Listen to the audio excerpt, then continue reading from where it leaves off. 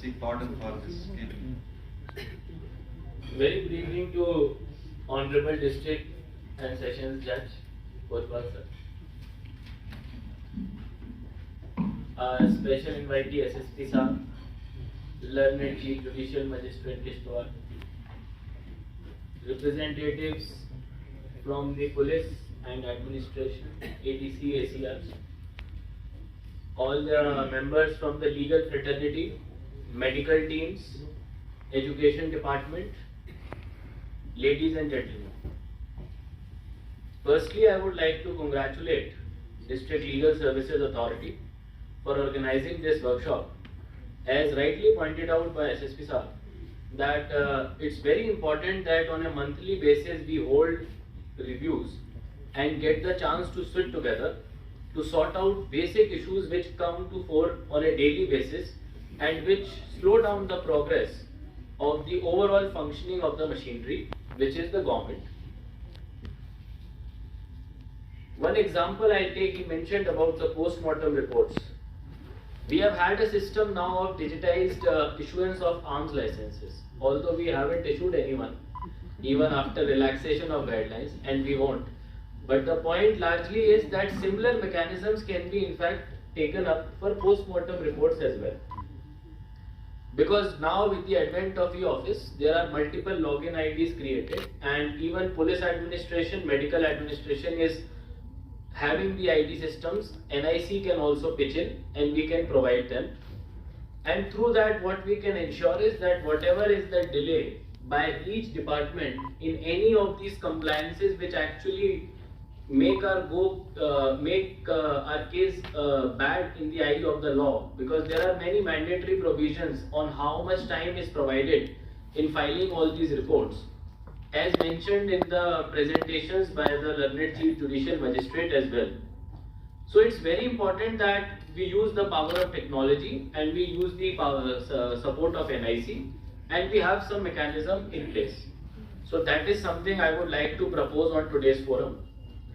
Also, we have many magistrates who are present here today and block development officers who have been given magisterial powers as well. To all of you, I would like to say that when it comes to arrest, Arnesh Kumar judgment has been mentioned in detail. So all of you are now aware that except for section 122 of CRPC, there is no other provision in which you can order an arrest.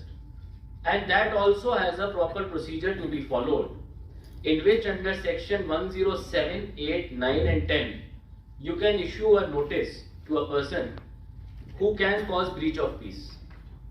Then there are instances of seditious material, there is a suspicion case, there is a habitual offender case. After issuing the notice, when you conduct the hearings, there is an option if there is an immediate apprehension of breach of peace.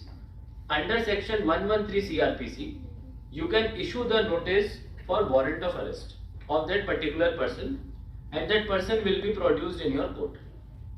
Once that person is produced in your court, you can issue an interim order, or you can conduct the entire proceedings and you can issue the final order. Interim order is issued under section 116 of CRPC. So once you have issued your order, and after that the person is breaching that order, in that case there is a violation under section 122 of CRPC and you can get the person arrested. And at the same time, if the person is not furnishing the bond despite providing the opportunity, then also there is an option available to the executive magistrate to arrest that particular person for preventing the breach of peace. And in all these cases, everything has to come on writing, and you have to provide sufficient opportunity to the person. That goes without saying. And the period for arrest will be for the period of bond which you had directed that particular person to furnish. So many of the BDOs who are now getting magisterial powers should be very much aware of these provisions, because it is very important that initially we take our time and we liaison with the Naib Tehsildars and Tehsildars who actually have been working on ground, so that whatever are the modalities are clear to us and there is no violation of law from ourselves. Then there was a presentation on Motor Vehicle Act and the amendments which have been made. I would like to inform the August gathering that there is a relief fund which has already been constituted in the UT of J&K, and in case of any death by case of road accidents, 1 lakh rupees is provided by Transport Department, and the applications are processed by ARTO and approved by the district magistrate. In case of injuries, 70,000 in case of serious injuries and 50,000 in case of other injuries is a provision which is available. So in many cases, because of lack of awareness, people are not able to claim it, and in some cases they incur heavy medical expenditures as well. So my request both to police and also to the magistrates is that we should make public aware about this. We should liaison with Transport Department so that no one who is suffering from an accident has to go without getting the relief from the government.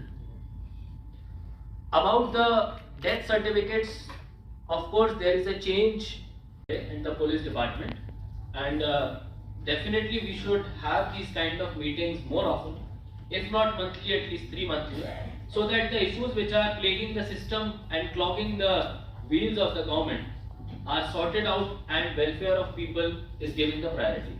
Thank you so much.